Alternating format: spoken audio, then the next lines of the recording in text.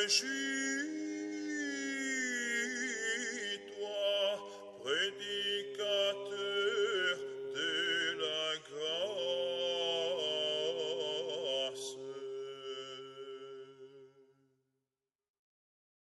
L'être humain qui vit la grâce de Dieu n'est pas un être agressif par rapport à la nature, au contraire. N'est pas un être agressif par rapport à son prochain, à son frère, au contraire. Donc le spirituel est un gain précieux pour le monde entier, à condition qu'il arrive à cette condition. Et donc, bien sûr, nous avons des laboratoires dans le monde, laboratoires entre guillemets, mais il y a les monastères, par exemple, sont un peu les universités du désert, en quelque sorte, voilà, c'est-à-dire on se retire du monde justement pour pouvoir sauver le monde, pour pouvoir aider le monde. Et donc, pour conclure, le scientifique s'investit à l'extérieur de lui-même, mais il modifie son cœur, il modifie le cœur des autres, et donc il a une influence sensible, visible, évidente sur l'espace de l'intériorité humaine, même dans des foules nombreuses, si je peux dire, dans l'humanité entière. Donc à travers les découvertes des scientifiques, l'homme à l'intérieur change. Il y a des effets spirituels, de l'ordre spirituel, par rapport aux produits, aux conséquences des sciences, de l'exercice de sciences ou des techniques. De l'autre côté, le théologien qui s'investit dans son cœur a une forte influence sur le monde parce que sa façon d'être dans le monde donne une capacité, si je peux dire, d'organiser, de discerner les choses qui aident énormément les autres et qui aident également la nature. Par exemple, on parle de l'état paradisiaque, par exemple, de la nature. Il y a pas mal de saints, par exemple, qui vivaient avec les animaux dans une sorte d'amitié extraordinaire, spirituelle, et les animaux n'étaient plus si violents, si agressifs par rapport à l'homme, tant qu'on le connaît voilà, dans la vie, disons, habituelle, où on se permet nous-mêmes d'agresser les animaux à travers notre comportement, disons, humain, normal, qui en réalité n'est plus spirituel, n'est plus béni, si je peux dire, par Dieu. Revenir maintenant. On parle également un autre aspect, une autre dimension, si vous voulez, de cette comparaison entre les deux, c'est que parfois on parle de science et raison. Bon, science et raison. D'une certaine façon, en disant science et raison, dans nos têtes, symboliquement, on imagine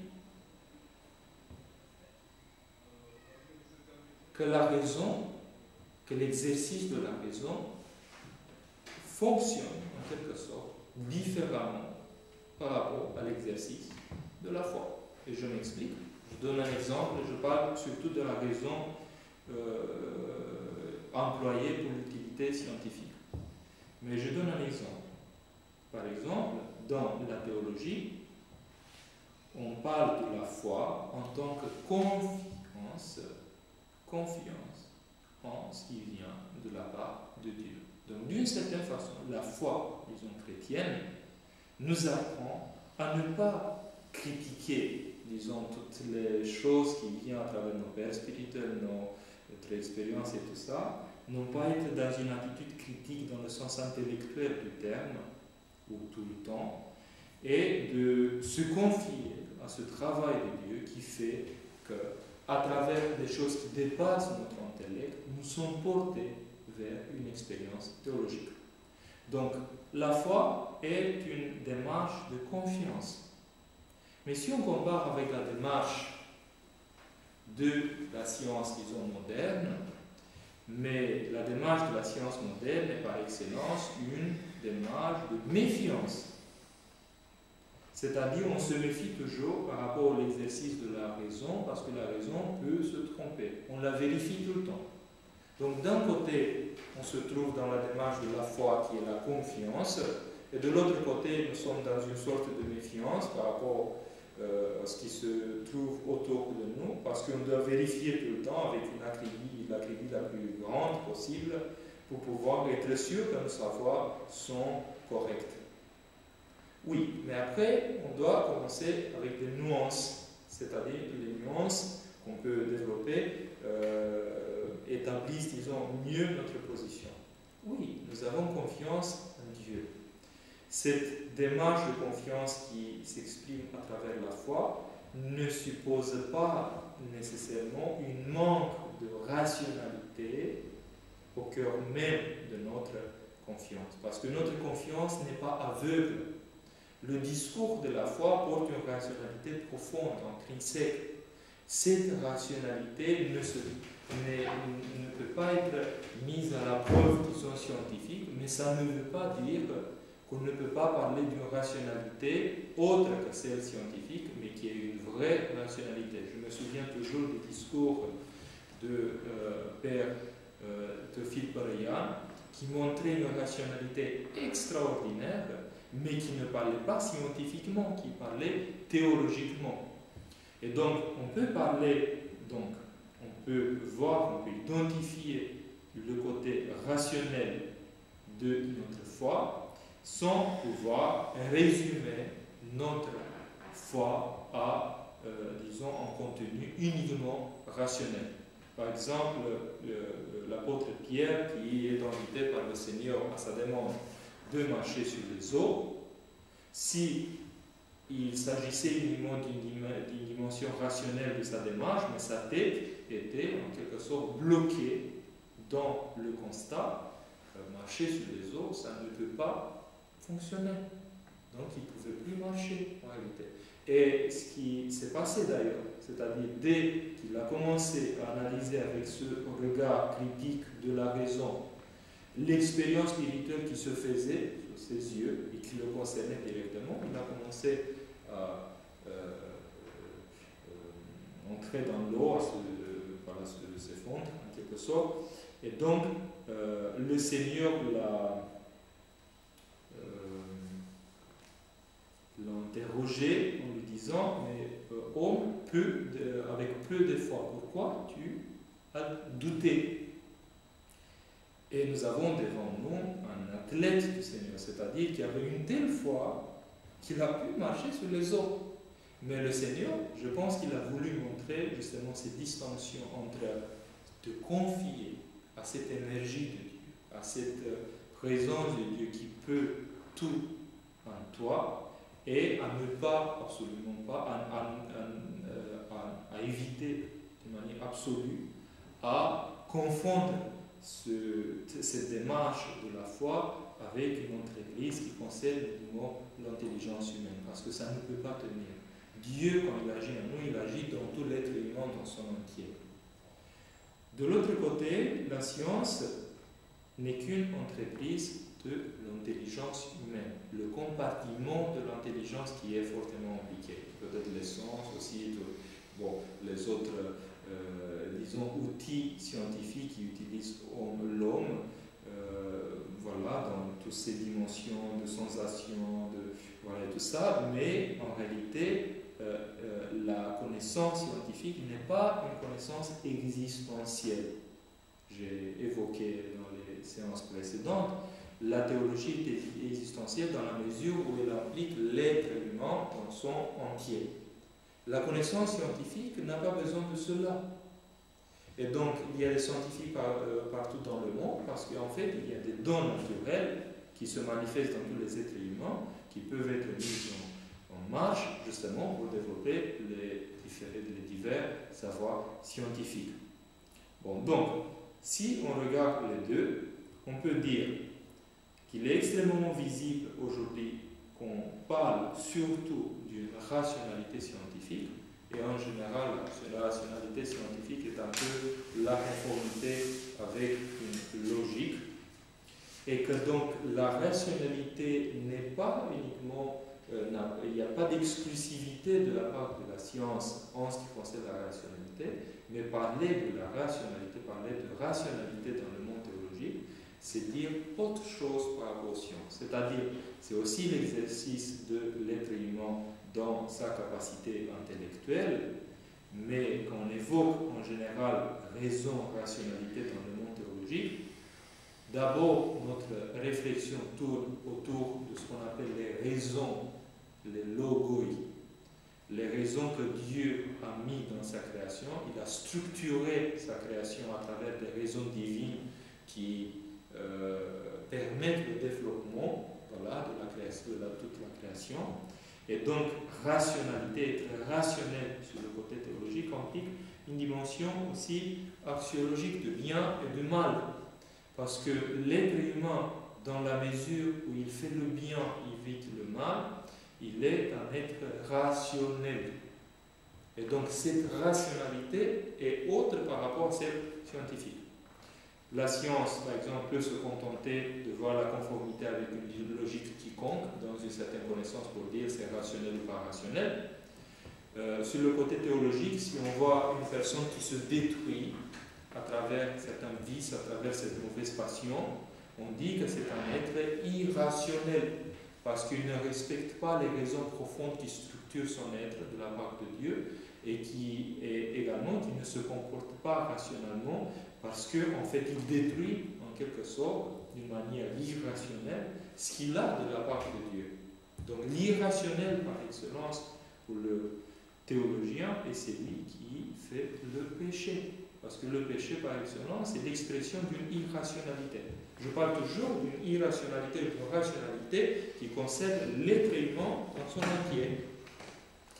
Donc, voyons la différence et revenons aux questions de science et foi. Mais il est bien évident, des sciences et foi, raison et foi, il est bien évident que la raison, l'exercice de la raison n'est pas nécessairement à l'extérieur de l'exercice de la foi.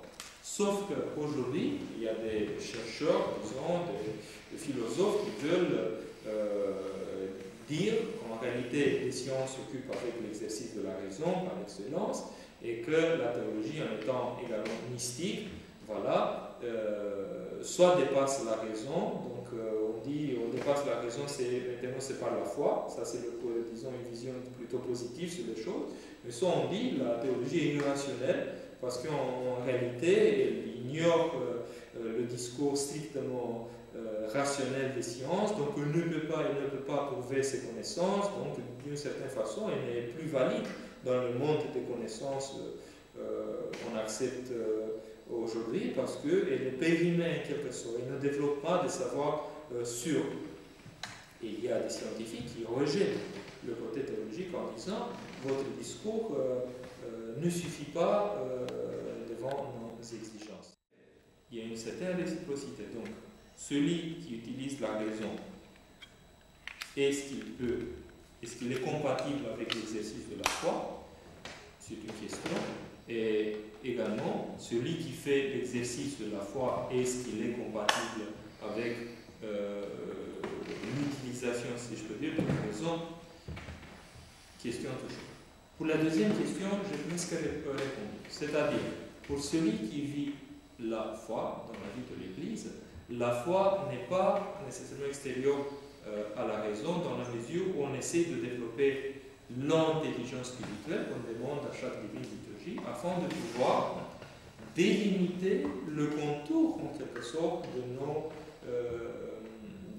connaissances théologiques. Pourquoi je parle de contour? Parce que c'est Olivier Clément, le célèbre théologien français, qui parle par exemple des dogmes et qui parle des expressions dogmatiques comme des contours intellectuels qui montrent quelque chose qui nous échappe en quelque sorte, voilà, une profondeur qu'on ne peut pas vivre pleinement à l'intérieur, mais qu'on délimite en quelque sorte à travers nos connaissances intellectuelles.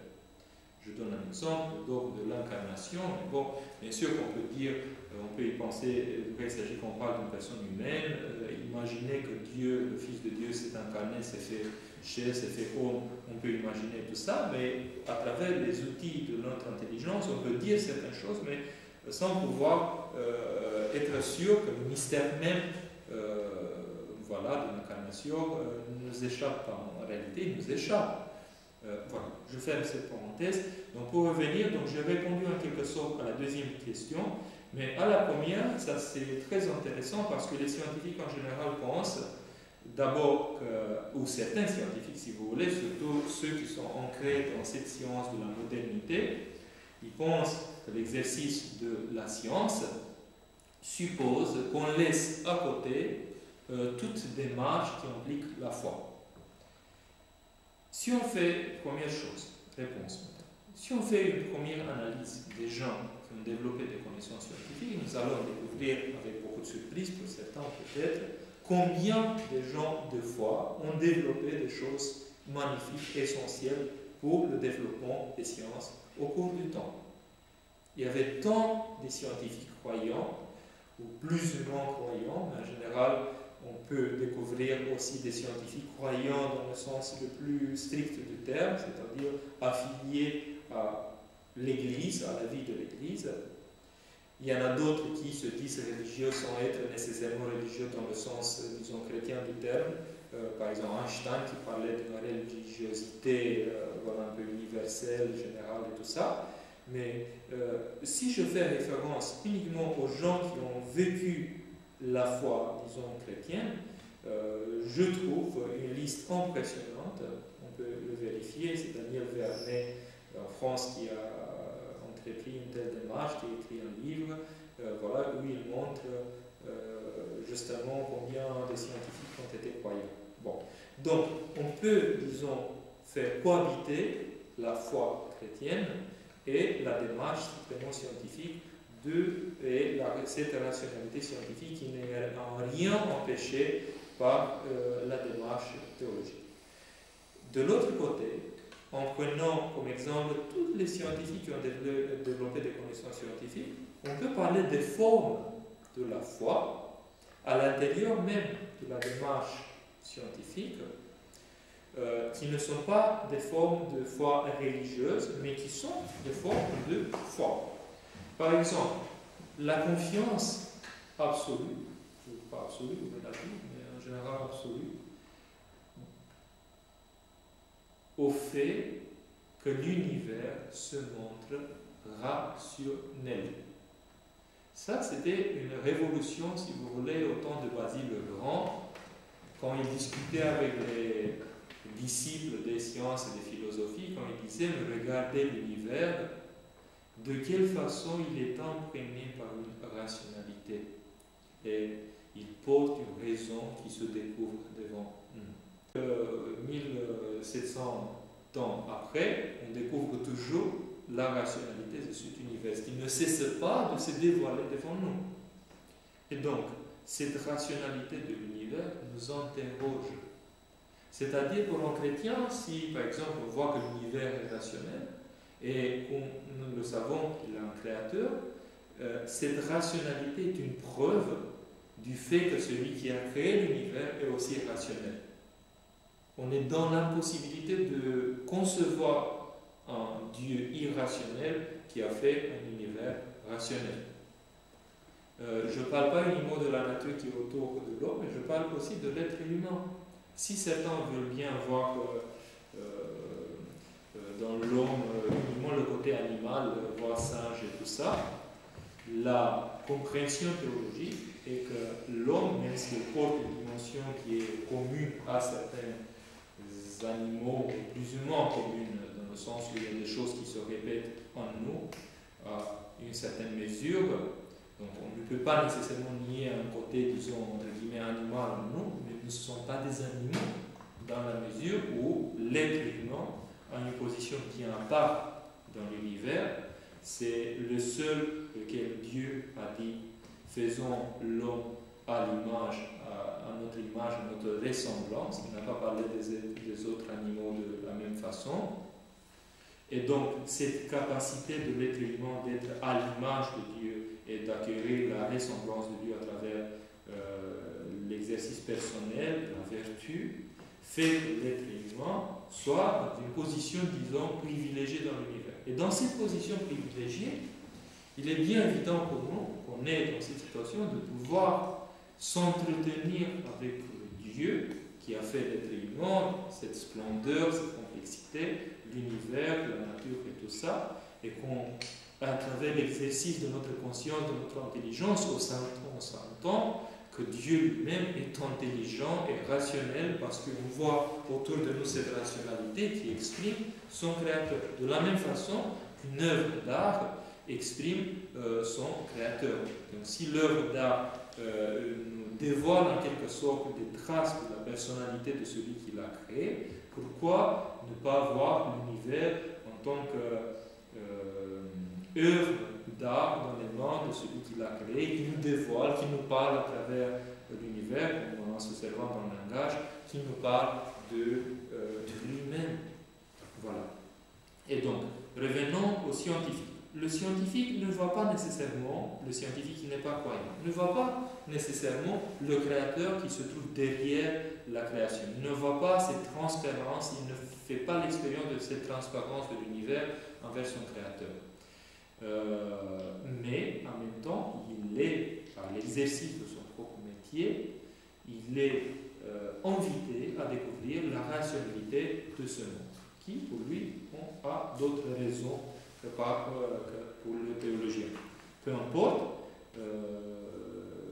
voilà, où ça importe beaucoup dans le sens spirituel, mais sur le sens scientifique ou philosophique, ce qu'on peut dire, c'est que ça soit d'une manière théologique, que ça soit d'une manière philosophique ou métaphysique ou même scientifique, le dévoilement, si vous voulez, de cette rationalité nous parle et parle aux scientifiques d'une manière forte, dans le sens où il se rend compte que sa conscience est capable de déceler cette rationalité. Donc on ne parle pas uniquement d'une rationalité devant laquelle nous sommes aveugles, mais scientifiquement je parle, théologiquement ça peut arriver également, mais scientifiquement on parle d'une rationalité qui se dévoile parce que l'exercice de la science est valide tout le temps. Einstein disait justement qu'un des grands mystères, voilà, de grande incompréhension, c'est le fait que le monde soit compréhensible, c'est-à-dire intelligible, qu'on le comprend. Et donc, l'intelligibilité du monde montre que la conscience humaine a une structure compatible avec le monde qui l'entoure. Donc, que ce soit à travers la logique ou des logiques différentes, que ce soit à travers d'autres moyens, le scientifique trouve devant lui un univers qui se dévoile d'une manière rationnelle. Où se trouve la démarche de sa foi? Mais le simple fait qu'il a confiance dans cet univers est aussi une démarche de foi. Parce qu'en fait, bien sûr, à travers des expériences répétées tout le temps, on se rend compte, sans jamais être contradit, bon, il faut le nuancer toujours, mais disons grosso modo que l'univers, devant l'exercice répété des sciences, se montre accessible à la raison humaine. Donc l'homme a gagné, et surtout à travers la modernité, a gagné une confiance, j'ose dire parfois absolue, dans la rationalité, dans l'intelligibilité du monde. Sauf qu'on oublie souvent que cette confiance a été provoquée aussi par la vision chrétienne du monde. Parce que les chrétiens, par rapport à un monde païen qui ne voyait pas les choses de la même façon, les chrétiens ont insisté sur la rationalité de ce monde en tant qu'expression de la création faite par un créateur qui est aussi rationnel. On parle de logos, le logos de Dieu, le verbe de Dieu, le logos, voilà, qui a donné pas uniquement parole, logique. Le logos, disait le père Constantin Galerio, le logos signifie également que notre Dieu, le Fils de Dieu, est aussi un être rationnel pour nous, aussi selon le nom. Et donc, on trouve cette foi dans l'intelligibilité du monde. On trouve l'expression d'une certaine foi chez les scientifiques quand ils assument les expériences des autres scientifiques sans pouvoir les prouver, sans pouvoir même le vérifier dans toutes les disciplines différentes. Ils font une démarche de foi, de croire que les autres ont développé correctement leurs connaissances. Parfois, il y a des intuitions. Je me souviens de Poincaré, qui a trouvé des solutions mathématiques en se promenant au bord de la mer et qui a eu l'intuition fulgurante, immédiate, de la vérité de son intuition. Je ne dis pas nécessairement que c'est une intuition mystique ou théologique ou tout ça. Non, je ne parle pas théologiquement. Je dis tout simplement que l'exercice même de la science n'est pas nécessairement linéaire. Ça veut dire que les connaissances scientifiques peuvent se développer aussi par des petites révélations ou grandes révélations, qui montrent une façon un exercice, si je peux dire, de l'intelligence humaine, autre que celui linéaire où on développe de manière linéaire certaines connaissances, on enchaîne certaines conclusions et à travers une certaine logique, on essaie de déduire de nouvelles propositions à partir des anciennes. Parfois, il y a des intuitions, des visions sur les choses. Einstein parlait, par exemple, d'un langage à l'intérieur de son être qui était vraiment différent du langage scientifique courant, disons, même mathématique. Il n'avait pas besoin de structures, disons, classiques, qui servent à l'expression mathématique, parce qu'en lui, il y avait d'autres structures qui s'enchaînaient d'une autre façon dans son être pour pouvoir développer sa pensée, sa réflexion.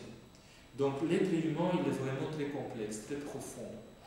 Et donc, pourquoi j'ai parlé de tout cela? Justement pour dire que même si apparemment la foi ou certaines expressions, disons, de la foi, au moins d'une confiance sans vérification immédiate de certaines choses, est un exercice qui peut paraître à l'extérieur de scientifiques courants.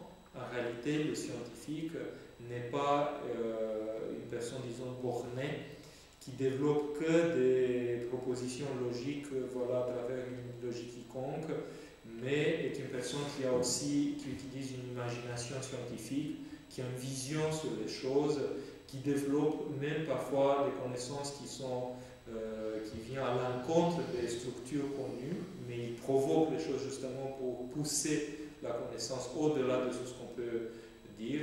On se souvient des nombres nommés irrationnels, justement parce qu'ils étaient impossibles en quelque sorte par rapport aux nombres connus à l'époque, et on a développé une classe de nombres irrationnels qui sont bien communs aujourd'hui, même pour l'élève dans l'école, et tout ça.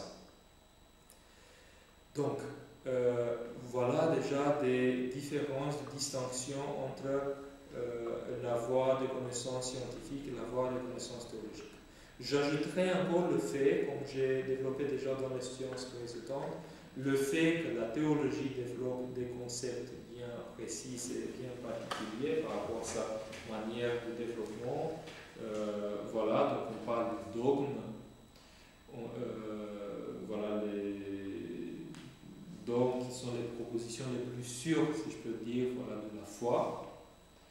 Les deux dogmes fondamentaux du christianisme sont le dogme de la Trinité, le dogme de l'incarnation du Fils de Dieu. Et après, on parle de l'expérience théologique. Donc sans l'expérience, la théologie est dépourvue en quelque sorte de cette dimension d'implication personnelle, si je peux dire, d'investissement personnel. Donc l'expérience, il faut avoir l'expérience théologique. On parle aussi de notions bien précises comme l'ascèse. L'ascèse qui n'est pas autre chose que l'effort spirituel de pouvoir avancer sur le chemin de cette crucifixion personnelle, si je peux dire, afin de pouvoir gagner la grâce de Dieu. Et donc, le mot ascèse n'a rien à voir avec la science, et il est bien différent, sauf que Si on regarde un tout petit peu ce qui se passe dans le monde scientifique, on peut voir l'ascèse des scientifiques. Il y a beaucoup de scientifiques qui dépensent leur vie, qui s'investissent pleinement dans les laboratoires pour pouvoir produire des connaissances. Et donc, il y a une vraie ascèse là-bas, même si on ne le nomme pas nécessairement ascèse. Et le but, bien sûr, est différent parce que pour le théologien, l'ascèse, c'est gagner Dieu dans ta vie. Pour le scientifique, c'est d'arriver à développer certaines connaissances scientifiques. Et après, on parle de la révélation, un mot pleinement théologique, parce que, en fait, on ne peut pas imaginer la voie théologique sans que Dieu se révèle à l'être humain. Et il y a beaucoup d'autres termes qui sont encore plus spécifiques pour la voie théologique. Je rappelle uniquement apophatis, cataphatis, qu'on a développé déjà, je n'insiste plus. Mais aussi, je signale le fait qu'on peut emporter philosophiquement, en quelque sorte, pour les résultats des sciences, le mot apophatisme. Pourquoi? Parce que, en réalité, dans le monde scientifique, on assume de plus en plus cette conscience des limites. Donc, scientifiquement, on se trouve devant certaines limites de la connaissance humaine. Et donc, je donne un exemple, le réel voilé de Bernard d'Espargna. Donc, quand il parle de réel voilé, voilà, j'ai lui posé cette question il y a 2 jours, parce qu'il a donné une conférence ici à Paris, à l'université Paris 7. J'ai posé cette question, est-ce que le réel voilé de Bernard d'Espargna est une notion scientifique? Est-ce qu'il est physique? Est-ce qu'il est une réalité physique? Donc la réponse, je m'attendais en quelque sorte à cette réponse, mais elle est bien précise. Le réel voilé, c'est-à-dire le réel étrange, lointain, qui définit le réel qu'on peut toucher à travers nos mesures empiriques, mais qui est au-delà de la portée humaine, ce réel n'est pas physique. Dans le sens où tous les concepts et tous les appareils humains ne peuvent pas le toucher. Mais en même temps, Bernard d'Espargna, c'est une révolution philosophique dans la philosophie de la science, pour moi. Il dit qu'il y a un réel caché, un réel qu'il appelle voilé, qui se trouve derrière le réel qu'on peut toucher, mais qu'on ne touchera apparemment jamais. Mais c'est lui qui structure le réel qu'on touche. Et vu les phénomènes de non-localité qu'on découvre dans le monde quantique, c'est-à-dire vous influencez une particule ici et une particule située à quelques milliards d'années-lumière là-bas, elle est au courant de ce qui se passe ici, il commence à parler de ces réels voilés comme d'un être global qui se manifeste à travers tout ce qui est dans ce monde. Donc, une vraie révolution au niveau philosophique qui fait que si on touche ici, mais voilà, l'autre aussi est au courant et en quelque sorte, il y a une sorte de globalité. Okay? Cette vision sur le monde est vraiment, pour moi, révolutionnaire. Révolutionnaire, ça c'est sûr par rapport à la philosophie de la modernité, ça c'est sûr. Et donc, s'il parle comme ça veut dire que ce réel, si vous voulez, qui se dévoile est en fait la partie accessible, si je peux dire, du réel entier. Donc il y a une partie qui ne peut pas se dévoiler au moins à travers les moyens scientifiques que nous avons et n'est pas accessible, inaccessible. Donc on est devant les limites de la science. On est aux horizons, si vous voulez, de quelque chose qui nous dépasse et qui nous dépassera scientifiquement, je parle. Okay? Donc, on est obligé en quelque sorte d'accepter dans cette philosophie de la science un certain apophatisme. J'explique l'apophatisme théologique, ça veut dire notre discours en quelque sorte condamné à ne pas pouvoir décrire ce qui se passe là-bas.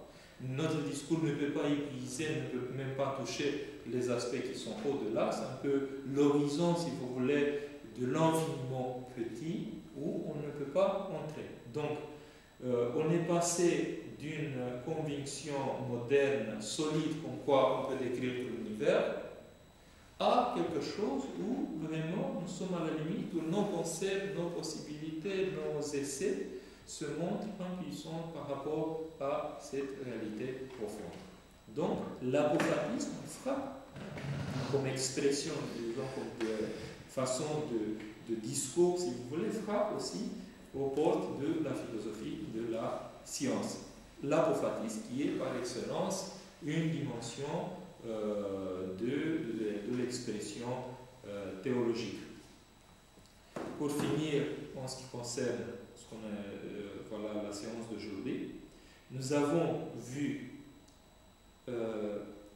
qu'il y a des points de rapprochement et des points de distinction entre la démarche de la théologie, entre la démarche de la science.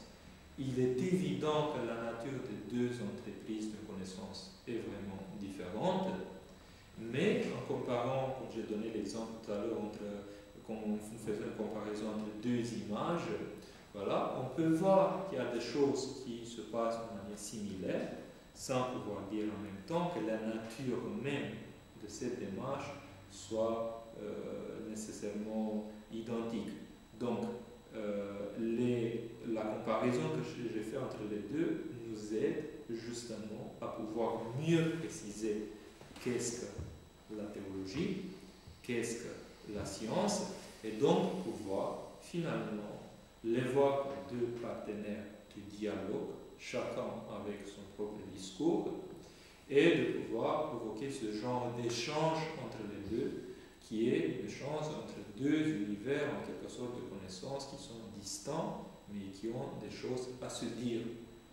Et comme j'ai précisé au début, en fait, le dialogue entre théologie et science est en réalité un dialogue souvent entre les théologiens et les scientifiques, entre des visions de monde qui sont différentes, entre des représentations du monde qui sont différentes, et chacun des acteurs peut tirer profit en essayant, si vous voulez, d'échanger avec l'autre et d'apprendre en quelque sorte voilà, les connaissances spécifiques de chaque direction de recherche. Donc moi je suis une personne passionnée par ce genre de dialogue parce que je me rends compte en quelle mesure pour quelqu'un qui vit la vie de l'Église, de quelle façon s'initier au moins dans les connaissances, certaines connaissances scientifiques nous amène à une compréhension meilleure du monde où nous vivons. Et ça m'amène également à chercher des solutions dans des cas où l'exercice seul de la science pose des problèmes éthiques, des problèmes de morale. Et donc, la philosophie des sciences ou même les éthiques différentes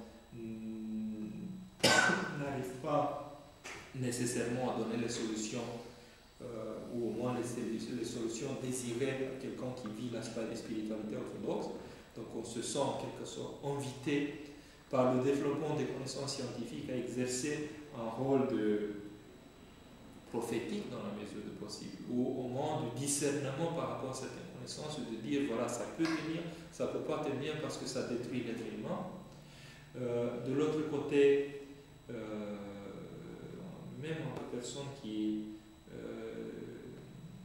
exercent des métiers, voilà, se trouvant dans la dimension, dans la démarche technique, j'ai besoin, personnellement, et je parle aussi pour les autres, je pense qu'ils ressentent le même besoin, d'un côté spirituel qui n'est pas assuré par l'exercice des sciences ou des techniques, voilà, de toutes sortes de démarches, de métiers dits scientifiques. C'est-à-dire on risque de rester vide en quelque sorte par rapport aux besoins profonds spirituels de l'être humain. On peut inventer bien sûr des spiritualités nourries par la science, et ça existe également, mais moi je trouve que la vraie démarche c'est de pouvoir se donner la possibilité, moi je retiens toujours cette parole du Seigneur, sans moi vous ne pouvez rien faire, parole pas acceptée ou pas par les scientifiques ou par toutes sortes de personnes dans ce monde, mais qui est une parole essentielle pour moi. C'est-à-dire, je me rends compte qu'un scientifique qui veut comprendre ce monde, qui veut se rapporter correctement par rapport à ce monde, a besoin du Seigneur, de son Créateur, pour pouvoir comprendre les raisons, je dis profondes, pas uniquement les raisons que raison exercice de notre raison d'essai, mais la raison profonde de choses qui est une raison spirituelle. Donc, pour conclure, je pense que les scientifiques ont besoin de l'exercice de théologien justement pour nourrir, enrichir sa démarche strictement technique par une dimension que les sciences ne peuvent pas lui fournir. Et de l'autre côté, le théologien ou tout simplement celui qui vit la vie de l'Église a besoin de la culture scientifique, de la culture technique, justement pour mieux comprendre les enjeux de ce monde, pouvoir mieux comprendre ce qu'il faut choisir de ce monde, de ce qu'il faut éviter également de ce monde, pour pouvoir aider les autres, pour mieux discerner ce qu'on choisit pour ce monde, parce que nous vivons ensemble dans ce monde. Donc ce monde est notre maison commune, la seule. En fait, si quelqu'un le détruit à travers les moyens de la science, nous sommes tous souffrants. Et vous voyez un peu le rôle de chacun. Et donc, on est dans cette position d'un dialogue, en quelque sorte, théologie-science, implicite et implicitement nécessaire, si vous voulez, pour le monde d'aujourd'hui. C'est au moins ce que j'estime. C'est pour cela que je me passionne dans ces directions et je la propose aussi aux autres. Je vous remercie pour votre attention, pour votre patience.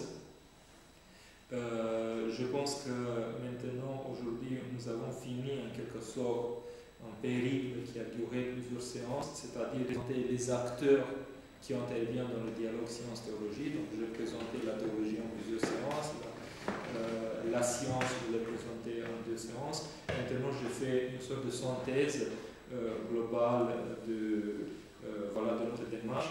Et à partir de la prochaine fois, je pense que nous allons entrer dans d'autres directions de recherche. On va pouvoir approfondir tel ou tel aspect qui concerne l'analyse des rapports entre théologie et science. Je vous remercie beaucoup.